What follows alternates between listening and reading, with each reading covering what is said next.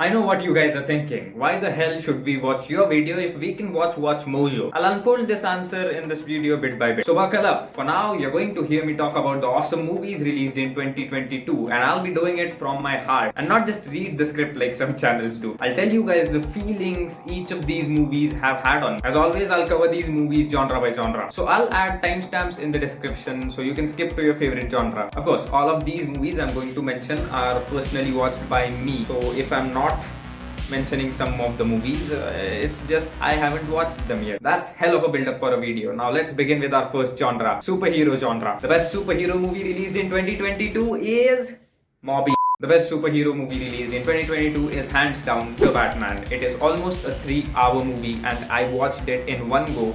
And I did not even drink water while watching it. I remember I was so excited for the movie. It was released on March 4, 2022. But I couldn't go to the theaters because there was not a single theater playing the movie in English audio near me. The nearest one playing it in English was 100 miles away from my home. So I finally watched the movie in April. My 10th boards were going on. Non-Indians boards is a nonsense, overhyped, yet very important exam in India. It's like the SATs you people give. So what happened is I did not give a fuck about those exams and I went on watching that movie. So that was one of my best movie experience, the adrenaline rush, that opening scene, the first fight scene where Batman throws those punches. Ladies and gentlemen, all these things gave me goose fucking bumps. So yeah, that right there is why I think Batman is the best movie released in 2022. It's not Avatar, it's The Batman. One more awesome movie of this genre is Black Adam, and this is where my opinion gets weirder. I think Black Adam deserved at least a $600 billion plus box office, and it is our biggest loss that it couldn't. Because well, hey, no more Henry Cavill. Not talking about the movie, it was one of the best theatrical experiences I have ever had. One thing I didn't like about the movie is that kid's speech. What the hell, DC? You could have hired me. I would have given a better speech than that kid. What I liked most about the movie is they did a fantastic job in the character building department. They made us feel what Black Adam is capable of doing. They made us acknowledge the fact that yes, Black Adam can take on Superman. And it's not just Black Adam whose character building was awesome. The other characters had its best too. For example, the way they represented Dr. Fate, or how they showed Hawkman to be a cool badass, and how they showed Cyclone is awesome. So overall, the movie has great VFX. It has great character building. They did a perfect job in the casting department. So considering all of these things, this movie deserves to be talked on for some amount of time. It deserves to be appreciated, acknowledged of its existence. The next name we have is Wakanda Forever. Before talking about the movie, I want to tell you guys something. If you have been watching my videos from the beginning, you guys probably know that I'm opinionated, heavily and oddly. I have a lot of opinions on a lot of things, but I don't have any opinion on this movie. And I don't want to. This movie is special for me, and that is why I will surely be biased while talking about it. And I want to tell this to those people who reviewed this movie, giving opinions about if the Ironheart suit was not up to mark or the less of the Loken was shown or whatever. You guys forgot to acknowledge one most important thing about this movie, that this movie is made as a tribute to our Chadwick Boseman. While watching the movie, each and every second into it,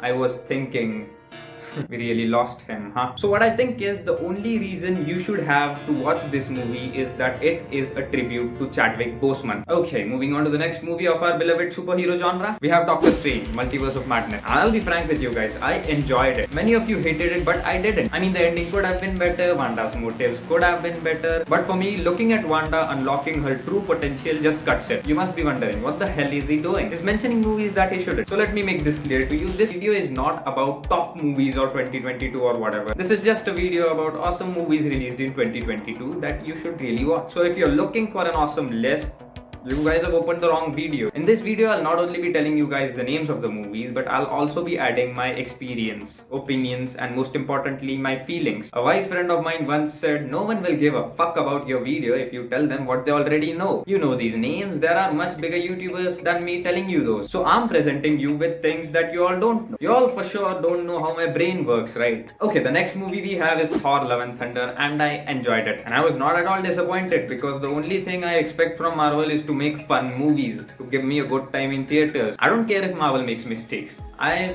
just had hopes from DC, but They had some other plans. What I mean is Marvel content is ultimately made for kids, so I never take it serious. Okay, this was the end of superhero genre. The next genre we'll be talking about is action. And the best movie released of this genre in 2022 is The Grey Man. And the three most important things to discuss about this movie: Ryan Gosling, Chris Evans and Ana de Armas. The three are goddamn pros when it comes to acting. Also, this movie's scale is huge, from action scenes to destruction scenes to that fight of my race against yours, white people. I'm gonna get in a lot of trouble for this. So to sum it up, it was an awesome movie. Fucking A. The next movie we have is Bullet Train, starring one of America's handsomest. It's an enthusiastic film.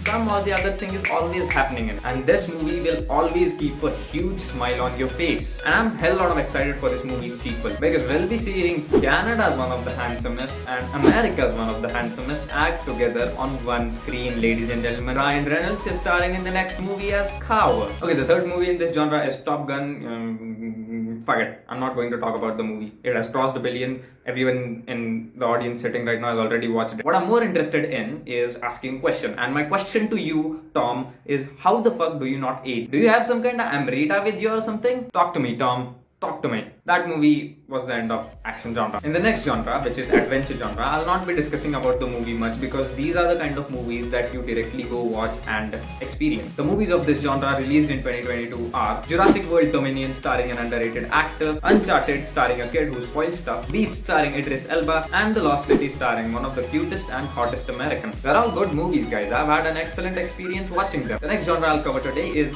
comedy. And we have two Kevin Hart movies here. A Man from Toronto and Me Time are the two movies. Very funny movies, should watch them. Nothing much to talk about it, just jokes in the movie. Okay, next we have fantasy genre. And we have only one movie here. 3000 Years of Longing, starring Idris Elba and the Ancient One. This is a romantic fantasy film which is really cool. Definitely a must watch. Batshit crazy stuff shown in the movie. Okay, so next up we have mystery genre. Again, only one worthy movie this year. Knives Out, Glass Onion. Daniel Craig is such a pro that I forgot he was James Bond. I mean, there's no mind-blowing Agatha Christie kind of shit in this movie, but it's really fun. And damn, that Blanc's dialogue. Here goes: it's a dangerous thing to mistake speaking without thought for speaking the truth. Now that's a really cool way to end this video. I know, I haven't talked about Avatar yet. Avatar is the second best movie released this year. I'm not going to talk about it in this video because I already have. Check out the beautiful experience I had with Avatar. Link in the description. Okay, so that's it. Thank you for watching. If you're still watching, you're awesome. Like and subscribe if you want to keep on encountering my opinions and experiences. Follow me on Instagram, link in the description, and goodbye.